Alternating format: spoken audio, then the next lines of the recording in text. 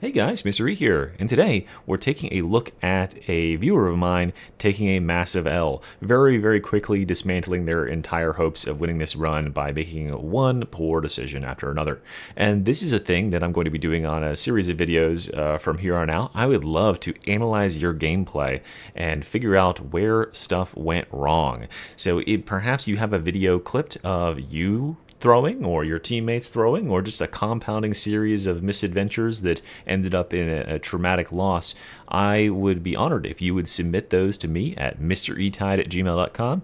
I would also really prefer if you would upload them to YouTube or some other video hosting service ahead of time so that I'm not like inundated with 1,000,001 video files I have to download to my computer. That would be really great. But yeah, if you want to go ahead and do that and be so lucky as to have your shame shared in front of the whole internet, be my guest and we'll have a great time doing it. I'll promise I won't be too mean. But let's get underway and watch this viewer, Zuyu47's traumatic loss in no less than 30 seconds. And note that any stuttering in this is because of his Darktide overwhelming his CPU and his capture is losing frames. That's not my computer.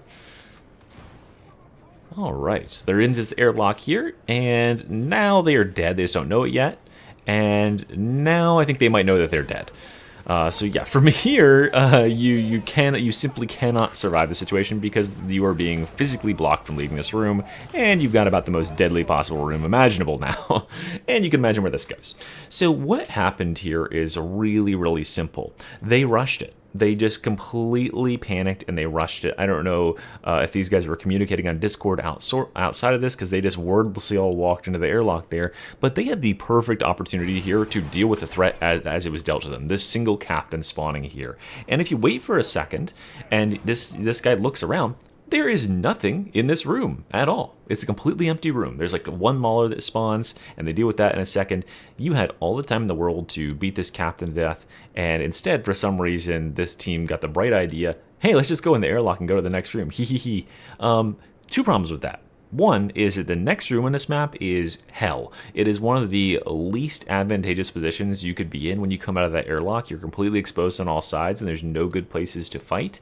And it generally has lots and lots of horde spawns and stuff as well. And two is that Havoc tracks your progression. It tracks your level progression and it awards bosses, it sends bosses and threats your way based on how much progress you have made. So the fact that they are currently entering into this zone, whenever you're up here, this boss won't spawn. But as soon as the game detects that you have passed this level trigger right here, when you step onto this floor, it spawns that boss that they just got at the top of the screen.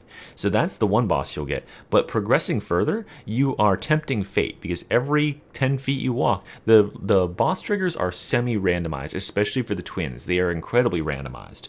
So you can trigger one without even knowing it, and since you have a secure area here, just deal with the threats as they are dealt to you, and you'll have a much easier time. Now, the second mistake that they make, and this is a thing that not many players would know, but an optimization they could have done here, is they could have used this airlock and the fact there's no enemies here to their advantage. All they had to do was get the boss to come and stand right here. And once he's standing right there, everyone can pile into the airlock. And then the doors will shut and they'll lock the boss outside. And if nobody presses the button, you have 30 seconds before this airlock opens on its own. And so everyone can beat this boss to death through the wall. Now, I think our player here, Zuyu, knows that you can melee the bosses and stuff through the wall. That's why he starts meleeing through the wall as soon as they're all in here, right? He's trying to see if he can hit the boss. Unfortunately, he hits the twin. He hits the female twin, so now he knows he's probably fucked if he was even recognizing what was going on at all yet. I think he probably still thought that was the captain who just teleported over here. But yeah, so what they could have done is just slow roll this, lock themselves in, don't press the button, and then kill the captain through the wall if he was properly positioned, and then they'd come out, and then they would get ambushed by the twins and everything else, but it would at least remove one captain from the mix, and they'd have a much fairer shake of it. I think that again, this is a situation that it was going to fuck them no matter what, spawning these twins as they were here. Once they get out this other side, the very first thing they need to do is recognize that the twins have spawned in, which is a hard thing to do, especially when you already have a health bar up here. But as soon as they recognize that the twins have spawned in, their number one goal needs to be getting the fuck out of this room, because this is going to be a death trap. Every enemy in the bottom down here can shoot into this box. there's a spawn door directly next to you that will spawn in specials and elites and stuff that'll come around and pile in on you.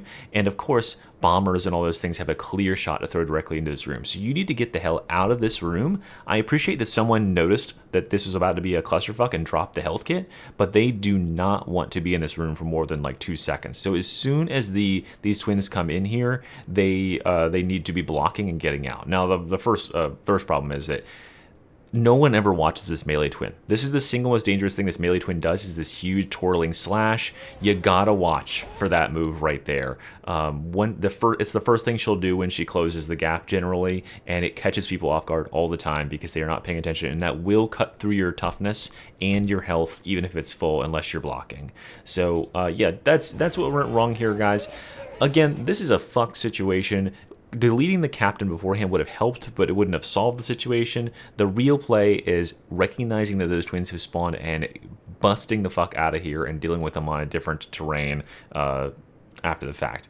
And that's about all I can say, guys. So if you want your massive L's to be featured on the channel, go ahead and submit those, misteretide@gmail.com. Hopefully I'll see you up here on the main screen soon, and thanks for watching. Bye. Rip.